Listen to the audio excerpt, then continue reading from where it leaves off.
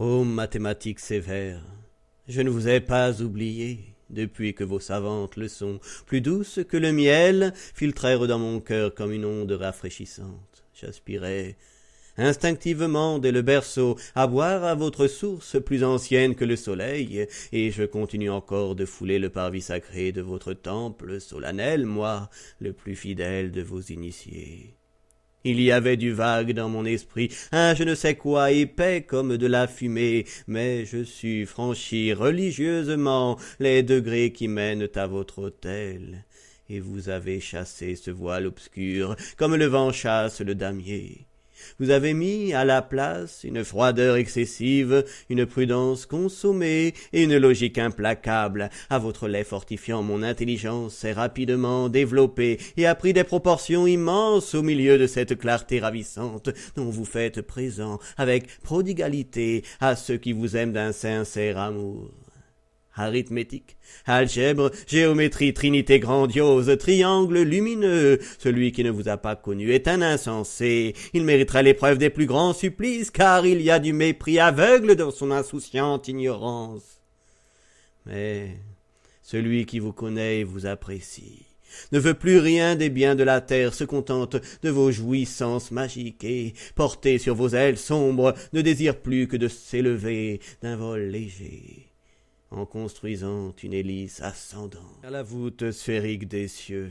La terre ne lui montre que des illusions et des fantasmagories morales, mais vous, ô mathématiques concises, par l'enchaînement rigoureux de vos proportions tenaces et la constance de vos lois de fer, vous faites luire aux yeux éblouis un reflet puissant de cette vérité suprême dont on remarque l'empreinte dans l'ordre de l'univers, mais l'ordre qui vous entoure, représenté surtout par la régulation parfaite du carré lami de Pythagore, est encore plus grand, car le Tout-Puissant s'est révélé complètement, lui et ses attributs, dans ce travail mémorable qui consista à faire sortir des entrailles du chaos vos trésors de théorèmes et vos magnifiques splendeurs. Aux époques antiques et dans les temps modernes, plus d'une grande imagination humaine vit son génie, épouvanté à la contemplation de vos figures symboliques tracées sur le papier brûlant, comme autant de signes mystérieux, vivant d'une haleine latente, que ne comprend pas le vulgaire profane, et qui n'était que la révélation éclatante d'axiomes et d'hiéroglyphes éternels qui ont existé avant l'univers, et qui se maintiendront après lui. Elle se demande, penchée sur le précipice d'un point d'interrogation fatal, comment se fait-il que les mathématiques contiennent tant d'imposantes grandeurs et tant de vérités incontestables, tandis que si elle les compare à l'homme, elle ne trouve en ce dernier que faux orgueil et mensonge. Alors, cet esprit supérieur attristé, auquel la familiarité noble de vos conseils fait sentir davantage la petitesse de tête, blanchie sur une main décharnée, et reste absorbé dans des méditations surnaturelles. Il incline ses genoux devant vous, et sa vénération rend hommage à votre visage divin, comme à la propre image du Tout-Puissant. Pendant mon enfance, vous m'apparûtes une nuit de mai, au rayon de la lune, sur une prairie verdoyante au bord d'un ruisseau limpide, toutes les trois égales en grâce et en pudeur, toutes les trois pleines de majesté comme des reines. Vous fîtes quelques pas vers moi, avec votre longue robe flottante comme une vapeur, et vous m'attirâtes vers vos fières mamelles comme un fils béni. Alors j'accourus avec empressement, mes mains crispées sur votre blanche gorge. Je me suis nourri avec reconnaissance de votre manne féconde, et j'ai senti que l'humanité grandissait en moi et devenait meilleure. Depuis ce temps, Ô déesse rivale, je ne vous ai pas abandonné depuis ce temps. Que de projets énergiques, que de sympathies, que je croyais avoir gravées sur les pages de mon cœur, comme sur du marbre, n'ont-elles pas effacé lentement de ma raison désabusée leurs lignes configuratives, comme l'aube naissante efface les ombres de la nuit.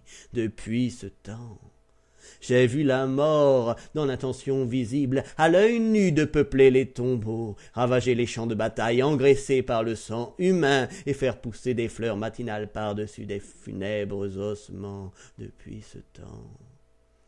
J'ai assisté aux révolutions de notre globe, les tremblements de terre, les volcans avec leurs laves embrasées, le simoun du désert et les naufrages de la tempête ont eu ma présence pour spectateur impassible depuis ce temps. J'ai vu plusieurs générations humaines élever dès le matin ses ailes et ses yeux vers l'espace, avec la joie inexpériente de la chrysalide qui salue sa dernière métamorphose et mourir le soir avant le coucher du soleil, la tête courbée comme des fleurs fanées qui balancent le sifflement plaintif du vent. Mais vous restez toujours les mêmes, aucun changement, aucun air empesté n'effleure les rocs escarpés et les vallées immenses de votre identité.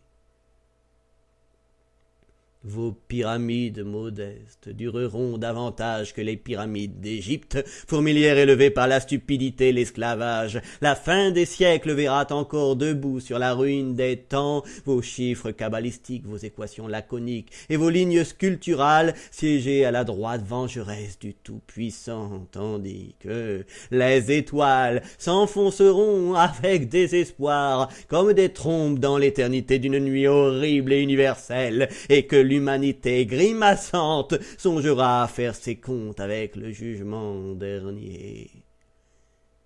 Merci pour les services innombrables que vous m'avez rendus, merci pour les qualités étrangères dont vous avez enrichi mon intelligence. Sans vous, dans ma lutte contre l'homme, j'aurais peut-être été vaincu. Sans vous, il m'aurait fait rouler dans le sable et embrasser la poussière de ses pieds. Sans vous, avec une griffe perfide, il aurait labouré ma chair et mes os. Mais je me suis tenu sur mes gardes comme un athlète expérimenté. Vous me donnâtes la froideur qui surgit de vos conceptions sublimes, exemptes de passion. Je m'en servis pour rejeter avec dédain les jouissances éphémères de mon court voyage, et pour renvoyer de ma porte les offres sympathiques, mais trompeuses, de mes semblables. Vous me donnâtes la prudence opiniâtre qu'on déchiffre à chaque pas dans vos méthodes admirables de l'analyse, de la synthèse et de la déduction. Je m'en servis pour dérouter les ruses pernicieuses de mon ennemi mortel, pour l'attaquer à mon tour avec adresse et plonger dans les viscères de l'homme un poignard aigu qui restera jamais enfoncé dans son corps, car c'est une blessure dont il ne se relèvera pas. Vous me donnâtes la logique, qui est comme l'âme elle-même de vos enseignements pleins de sagesse, avec ce syllogisme dont le labyrinthe compliqué n'en est que plus compréhensible. Mon intelligence sentit s'accroître du double ses forces audacieuses. À l'aide de cet auxiliaire terrible, je découvris dans l'humanité, en nageant vers les bas-fonds, en face de l'écueil de la haine, la méchanceté noire et hideuse qui croupissait au milieu de miasmes délétères en s'admirant le nombril. Le premier, je découvris dans les ténèbres de ses entrailles ce vice néfaste, le mal, supérieur, lui, au bien.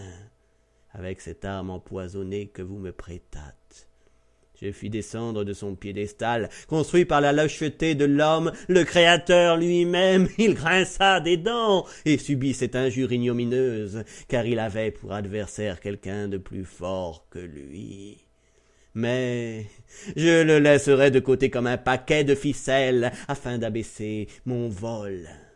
Le penseur Descartes faisait une fois cette réflexion que rien de solide n'était bâti sur vous. C'était une manière ingénieuse de faire comprendre que le premier venu ne pouvait pas, sur le coup, découvrir votre valeur inestimable. En effet, Quoi de plus solide que les 3 qualités principales déjà nommées, qui s'élèvent entrelacées comme une couronne unique sur le sommet auguste de votre architecture colossale, monument qui grandit sans cesse de découvertes quotidiennes dans vos mines de diamants et d'explorations scientifiques dans vos superbes domaines. Ô mathématiques simples, puissiez-vous, par votre commerce perpétuel, consoler le reste de mes jours de la méchanceté de l'homme et de l'injustice du grand tout.